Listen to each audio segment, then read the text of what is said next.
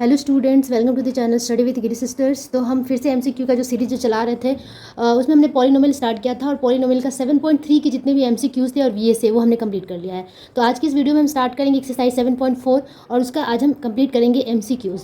तो चलो स्टार्ट करते हैं एक्सरसाइज 7.4 का एमसीक्यू। ओके, तो ये हमारा क्वेश्चन रहा एमसीक्यू का। Question number 1, x³ + 6x² + 4x + k बहुपदी व्यंजक पॉलिनोमियल x+2 द्वारा विभाजित है। मतलब कि ये जो पॉलिनोमियल है वो x+2 से डिविजिबल है। तो what is the value of k? तो k का मान कितना होगा, k की वैल्यू कितनी होगी, ये हमें फाइंड करना है। ओके, तो ये जो एमसीक्यू है वो क्वेश्चन नंबर 11 में आता है, क्वेश्चन नंबर 11 में। ठीक है, तो देखिए ये क्वेश्चन है x³ + 6x² + 4x + k is divisible by x+2। अगर ये x+2 से विभाजित होगा तो k का मान कितना होगा, what is the value of k? हमें फैक्टर थ्योरम पता है। फैक्टर थ्योरम के अकॉर्डिंग क्या होता है, अगर हमारे पास px दिया हुआ है, suppose this is px polynomial, तो हमें लिखेंगे px equals x³ + 6x² + 4x + k। हालांकि ये MCQ है तो आप इतना लिखने की जरूरत ही नहीं है, साइड में आप रफ कर सकते हैं और ऑप्शन को टिक कर सकते हैं। ठीक है, इसमें लिखना की जरूरत ही नहीं है। ठीक है, और gx हमारे पास क्या है, gx क्या है, x+2 है। ठीक है, gx है x+2। ठीक है, gx को हम डिवाइजर कहते हैं जिसे डिवाइड किया जाता है। ठीक है, अगर gx x+2 है और px जिससे जो कि डिविडेंट है वो ये है, तो उसके अकॉर्डिंग टू फैक्टर थ्योरम होता क्या है, अगर gx px को पूरी तरीके से पूरा डिवाइड करे, ठीक है, तो रिमाइंडर 0 होगा। ऑब्वियसली अगर मैं 6 को 3 से डिवाइड करती हूँ, ठीक है, 6 को 3 से डिवाइड करती हूँ तो 3 × 2 = 6, रिमाइंडर कितना है, 0 आया, तो रिमाइंडर क्या होगा, 0 होगा।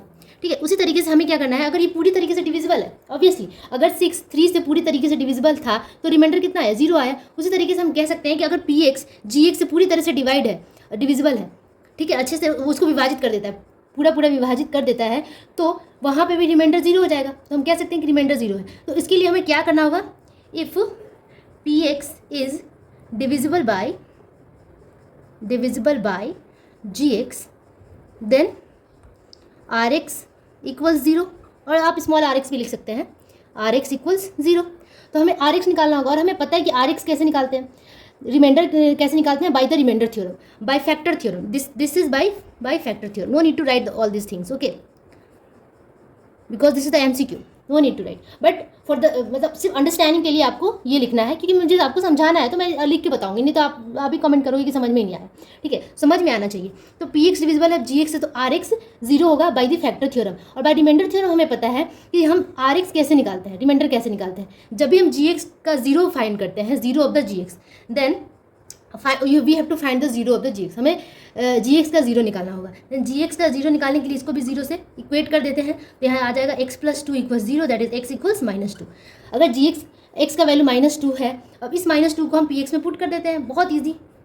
ठीक है, और हमारा निकल जाता है remainder equals what, remainder equals p of a होता है ना रिमाइंडर थ्योरम के according, remainder is equals to p of a, we a we got -2, a हमें कितना मिला, -2 मिला, क्योंकि gx का 0 वही a कहलाता है। gx का 0 मतलब x का जो वैल्यू होता है वही हो जाता है pa, और pa हो जाता है रिमाइंडर के बराबर। तो रिमाइंडर हम यहाँ से निकालेंगे, -2 का cube plus 6 -2 the square plus 4 into -2 plus k।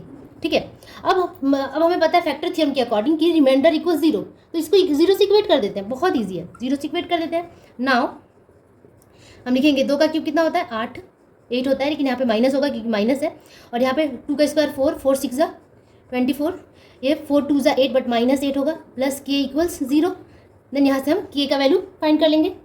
ठीक है, तो -8 16 हो गया, और 24 - 16 दैट इज 8।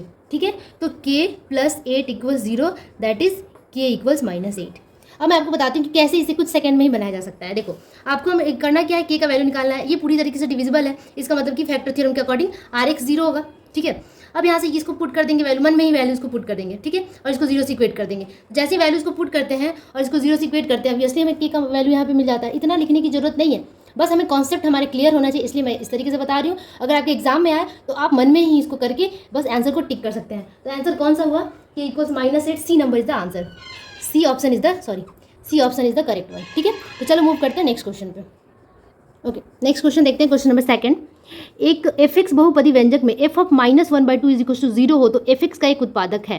एफ एक्स का हमें क्या निकालना है, फैक्टर कौन सा होगा, इनमें से कौन सा होगा, ठीक है। तो इसमें से ऑप्शन भी दिया हुआ है, मैंने क्वेश्चन यहाँ पे फिर से लिख दिया है कि polynomial f x if f of -1/2 is equal to 0 then factor of f x will be, मतलब एफ एक्स का फैक्टर क्या होगा, एफ एक्स का फैक्टर क्या होगा। इसमें ऑप्शन दिया हुआ है, ए नंबर में है 2x - 1, बी है 2x + 1, सी है x - 1 एंड डी है x + 1, ठीक है। तो एफ एक्स का फैक्टर इसमें से कौन सा होगा। हमें पता है कि अगर f of a is equal to 0 होता है according to the factor theorem, f of a is equal to 0 होता है, इसका मतलब क्या है, जो पॉलिनोमियल है वो पूरी तरीके से डिविजिबल होता है, वो जी से पूरी तरीके से डिविजिबल होता है, ठीक है। इसका मतलब डिविजिबल का क्या मतलब है, पूरी तरीके से डिविजिबल, इसका मतलब रिमाइंडर 0 होगा, रिमाइंडर 0 होगा, ठीक है। F of a is equal to 0, ये क्या इंप्लाइज करता है कि रिमाइंडर 0 होगा, और रिमाइंडर 0 कब होगा, जब इन जो छोटे छोटे पॉलिनोमियल्स का वैल्यू भी 0 आ जाएगा, ठीक है। तो अगर तो हम उल्टा तरीके से यहाँ पे जा रहे हैं, यहाँ पे हमें क्या निकालना है, हमें एक फैक्टर निकालना है, इसमें से कौन सा वो फैक्टर होगा, मतलब कि हमें यहाँ पे एक्चुअली जी निकालना है। तो जब हम आर निकालते थे तो जी को भी तो हम इक्वेट करते थे 0 से, इसका मतलब कि जो वैल्यू है -1/2, अगर हम इसमें पुट करेंगे ना तो वहाँ उसका अगर वैल्यू 0 आ गया तो वो जी हो जाएगा। थोड़ा सा ट्रिकी क्वेश्चन है, तो चलो उसे पुट करते हैं। हमारे पास क्या है, ए का वैल्यू कितना है, -1/2, सपोज ए इक्वल्स -1/2। अब इस -1/2 को हम x में पुट करेंगे और x इक्वल्स कर देते हैं, चलो कन्फ्यूज़न ना हो, ठीक है।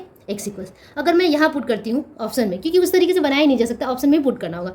अगर मैं -1/2 यहाँ पुट करती हूँ तो 2 - 1/2 2 कैंसिल हो जाएगा, -1 यानी कि -2 आएगा, ये 0 नहीं आ रहा है, ठीक है। बी में पुट करते हैं, बी नंबर में पुट करके देखते हैं, 2x का वैल्यू है कितना, -1/2 + 1, ठीक है, सॉरी x का वैल्यू तो ये है ही। तो अब ये 2 से 2 कैंसिल हो गया, -1 + 1 इज इक्वल टू 0, मतलब कि जी कितना आ गया, जी 0 आ गया, इसका मतलब यही फैक्टर होगा, तो B is the correct option, B 2x + 1 is the correct option, ठीक है ये। तो चलो अब आगे बढ़ते हैं नेक्स्ट क्वेश्चन पे। चलिए अगला क्वेश्चन देखते हैं, क्वेश्चन नंबर 3। एफ एक्स बहुपदी व्यंजक का x - 1 एक उत्पादक है, मतलब बहुपदी व्यंजक क्या है, एफ एक्स है, एफ एक्स क्या एक पॉलिनोमियल है, उसका उत्पादक क्या है, x - 1, मतलब कि x - 1 क्या है, जी है, किंतु मतलब मान लेते हैं कि है उत्पादक, कोई जरूरी नहीं कि आप जी से ही उसको डिनोट करें, किंतु जी बहुपदी व्यंजक का उत्पादक नहीं है, किंतु जी बहुपदी व्यंजक का उत्पादक नहीं है, अतः x - 1 किसका उत्पादक होगा इनमें से, मतलब कि एफ एक्स का जो उत्पादक है, एफ एक्स का जो फैक्टर है, एफ एक्स का कौन सा फैक्टर है, x - 1, ये तो दिया हुआ है, x - 1 is the factor of f x but it is not the factor of g x, लेकिन ये x - 1 जी का फैक्टर नहीं है, ठीक है। तो x - 1 is the factor of, x - 1 किसका फैक्टर होगा, ठीक है। मैं एक एग्जांपल लेती हूँ, अगर हमारे पास 9 है, ठीक है, इसका फैक्टर 3 है, और हमारे पास है 2, ये मतलब मान लेते हैं यहाँ पे 7 है, 7, तो ये जो 3 है वो 7 का तो फैक्टर नहीं हुआ ना, ये 3 9 का फैक्टर है ना, उत्पादक है, लेकिन 7 का नहीं है। तो अब कहा जा रहा है कि तब ये 3 इनमें से किसका उत्पादक होगा। तो हम ये कर सकते हैं ना, अगर मैंने इस एफ एक्स को 7 से मल्टीप्लाई कर दिया तब ये दोनों मिला के तो इसका फैक्टर हो जाएगा, ठीक है। कैसे, अगर मैं 9 7 जा 63 होता है, 63 को 3 से डिवाइड करूँ तो ऑब्वियसली ये डिविजिबल होगा ना, 3 2 जा 6, ठीक है, 3 1 जा, ठीक है, तो 21 टाइम्स में ये कट गया। अगर मैंने दोनों को मल्टीप्लाई कर दिया तो ये 3 क्या बन गया, फैक्टर बन गया। तो यहाँ पे वही ट्रिक हम लगाएंगे, अगर इन दोनों को मैं मल्टीप्लाई कर दूँ एफ एक्स को और जी एक्स को, तब कि x - 1 सिर्फ इसका फैक्टर है, x - 1 क्या है, x - 1 किसका फैक्टर है, एफ एक्स का, लेकिन ये जी एक्स का फैक्टर नहीं है। लेकिन मैं इस एफ एक्स और जी एक्स को जब मल्टीप्लाई करूंगी तो obviously x - 1 is the factor of f x and g x, तो right option is the A, ठीक है। आपको कॉन्सेप्ट समझ में आ गया, मैंने जिस तरीके से ये समझाया उसके अकॉर्डिंग एफ एक्स और जी एक्स को अगर मल्टीप्लाई कर देंगे तो ये x - 1 इसका फैक्टर बन जाएगा। तो इस तरीके से इस क्वेश्चन को हम सॉल्व करते हैं, बहुत ही ट्रिकी क्वेश्चन है और ईजी भी है। तो चलो मूव करते हैं नेक्स्ट क्वेश्चन पे। तो क्वेश्चन क्या कर रहा है, question number 4, x + 1 is the factor of the polynomial x⁻n+1 when n is positive odd integer, n is positive even integer, n is a negative integer, n is a positive integer। तो n का value अगर हम क्या put करें कि वो x + 1 से पूरी तरीके से डिविजिबल हो जाए, पूरी तरीके से, ठीक है, इसमें कुछ भी रिमाइंडर नहीं होना चाहिए।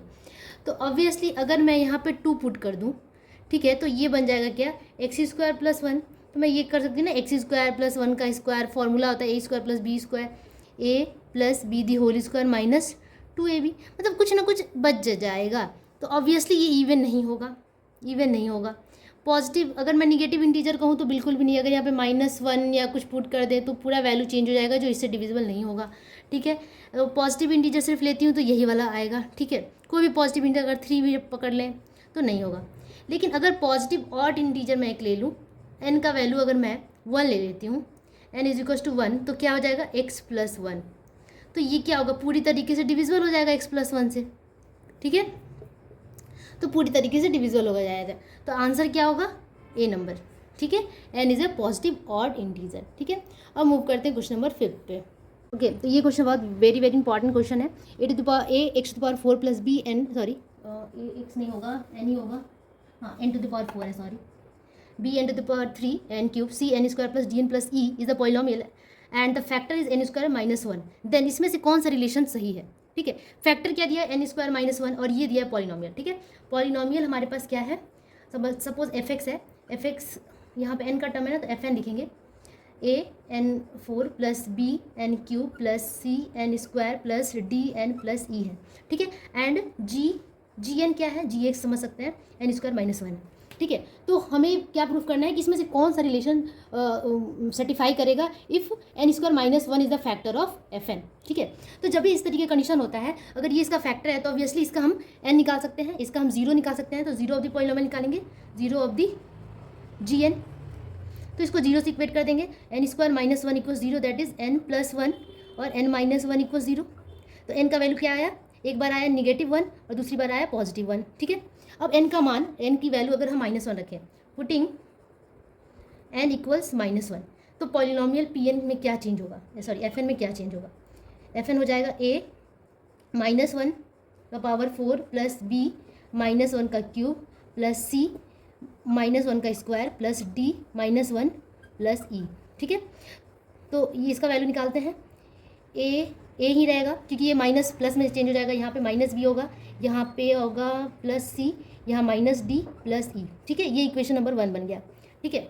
और हमें पता है कि रिमाइंडर 0 होगा ऑब्वियसली। ओके, तो हमें क्या मिल गया, F1 is equals to a to the power -1 a minus b plus c plus minus d plus e equal 0। अब इस यहाँ से देखते कोई रिलेशन बनता है क्या। अब मैंने इक्वेट 0 से इसलिए किया क्योंकि रिमाइंडर 0 होता है, ठीक है। F a is equals to 0 by the remainder theorem, तो ये पूरा जो रिलेशन है इज इक्वल्स टू 0 हो गया। अब यहाँ से देखते हैं कि कुछ मिलेगा या नहीं। ए प्लस सी दोनों प्लस है और ई भी प्लस में है, इक्वल्स, अगर मैं बी को उधर सेंड करूँ तो प्लस बी हो जाता है, और माइनस डी को उधर सेंड करूँ तो प्लस डी हो जाता है। A plus c plus e equals b plus d, ये कोई रिलेशन है इसमें से, हाँ पहला नंबर है, इसका मतलब A option is the right one, ठीक है। अगर मैं दूसरे तरीके से F-1 भी पुट करूँ तो भी आ जाएगा, कैसे, इतना तक भी आप करके रख सकते हैं। अगर छोटे क्वेश्चन में आ रहा है तो बस आपका आंसर आ गया, काम खत्म, आगे बढ़ने की जरूरत नहीं है। लेकिन अगर ये लॉन्ग क्वेश्चन में आपको दे दिया तो आपको पूरा रिलेशन बताना पड़ेगा। F-1 भी निकाल दें क्योंकि n का वैल्यू जो है हमारा 2 रूट्स निकला है, ये दीज आर एक्चुअली रूट्स, ठीक है। हमारे रूट्स 2 x की जगह पे यहाँ पे n है, तो n का यहाँ पे 2 वैल्यू आया है, एक माइनस में एक पॉजिटिव में, तो हमने पॉजिटिव वाला निकाल लिया, निगेटिव वाला निकालते हैं, सॉरी निगेटिव वाला निकाल लिया, -1 था, सॉरी। अब हम पॉजिटिव वाला निकालते हैं, F(1), ठीक है, +1। तो क्या होगा, ये हो जाएगा a, जहाँ जहाँ +1 था -1 था, यहाँ +1 कर देंगे, प्लस b +1 दी क्यूब प्लस c 1 दी स्क्वायर प्लस d 1 दी 1 प्लस e, ठीक है। अब यहाँ से फिर से उसे इक्वेट कर देंगे 0 के साथ, क्योंकि पूरा रिलेशन क्या है, एफ ए है, that is remainder equals 0 if it is exactly divisible. तो ये a plus b plus c plus d plus e equal 0, सारे प्लस प्लस में आ गए, ठीक है। तो अगर मैं यहाँ पे देखूँ कि b प्लस डी का वैल्यू अगर मैं पुट कर दूँ, अगर चलो ये हमने दूसरा इक्वेशन मान लिया, पहले इक्वेशन से तो हमारा सेटिफाई हो गया है, लेकिन फिर भी अगर दूसरे इक्वेशन को अगर हम लेते हैं और ये दोनों को एक साथ सॉल्व करते हैं, दोनों 0 के बराबर है तो दोनों को इक्वेट कर सकते हैं ना, दोनों को ये बराबर कर सकते हैं जब दोनों ही 0 के बराबर है, ठीक है। अगर राइट हैंड साइड बराबर हो तो लेफ्ट हैंड साइड भी बराबर होता है, तो इन दोनों को इक्वेट करते हैं। चलो इक्वेटिंग 1 एंड 2, तो हमें क्या मिलेगा, पहला इक्वेशन क्या है, ये है हमारा, ठीक है, a minus b plus c minus d plus e equals, दूसरा इक्वेशन ये है a plus b plus c plus d plus e, ठीक है। अब यहाँ से कुछ कटेगा ऑब्वियसली, अगर इस a को मैं इधर लाऊँ तो माइनस से हो जाएगा, तो प्लस से माइनस से कट जाएगा, ठीक है। तो यहीं काट देते हैं इसको, यहाँ पे प्लस सी कट जाएगा और प्लस सी कट जाएगा, तो रिलेशन क्या होगा, माइनस बी माइनस डी, अगर ये इधर आएगा तो ये भी माइनस हो जाएगा, यानी कि -2b -2d, ठीक है। बी और डी बचा, सिर्फ ये इधर आएगा तो -2b और -2d इक्वल 0। अगर -2 मैं कॉमन ले लूँ हमारे पास एक रिलेशन मिलेगा b प्लस डी इक्वल 0, ठीक है। अब अगर b प्लस डी 0 आया तो भी हम कर सकते हैं, अगर हम चाहें इस वाले इक्वेशन में b और d को उधर सेंड कर दें या b प्लस डी को उधर सेंड कर दें तो वो 0 के बराबर हो जाएगा, या 0 की जगह अगर मैं b प्लस डी भी लिख दूँ तो भी हमारा वही रिलेशन आ जाएगा। उतना करने की ज़रूरत ही नहीं है। अगर मैं इसको पुट करने जाऊँ लॉन्ग प्रोसेस वही चीज़ आने ही वाला है, तो हमारा जो पहला रिलेशन हमें मिल चुका है यहाँ से, ये ज़्यादा बेटर होगा। ठीक है, यहाँ पे थोड़ा सा माथापच्ची करना पड़ेगा, बट यहाँ से भी आ सकता है आपको, क्योंकि ये 0 के बराबर है और हम 0 की जगह पे इसको पुट कर सकते हैं वहाँ पे, लेकिन करने की ज़रूरत नहीं है। आपका पहले ही आंसर एक रिलेशन आ गया, बस खत्म, क्योंकि बाकी ऑप्शन तो बिल्कुल भी मैच नहीं करने वाले हैं। ठीक है, बाकी ऑप्शन मैच कर रहे हैं नहीं। ठीक है, तो ए नंबर इज़ द आंसर। ठीक है, अब अगले वीडियो में हम जो भी बाकी बच गया है हमारा VSA या शॉर्ट आंसर टाइप क्वेश्चन उसे कंप्लीट करेंगे। तब तक के लिए keep practising and keep watching study with Giri sisters. Please आप लोग देखते हैं, सब्सक्राइब नहीं करते हैं और ना ही लाइक करते हैं। अगर आपको ज़रा सा भी हेल्प हो रहा है तो हमारी मेहनत का थोड़ा सा ख्याल रखिए और प्लीज़ लाइक ज़रूर कीजिए, सब्सक्राइब जरूर कीजिए। ओके, तब तक के लिए कीप प्रैक्टिसिंग, बाय बाय।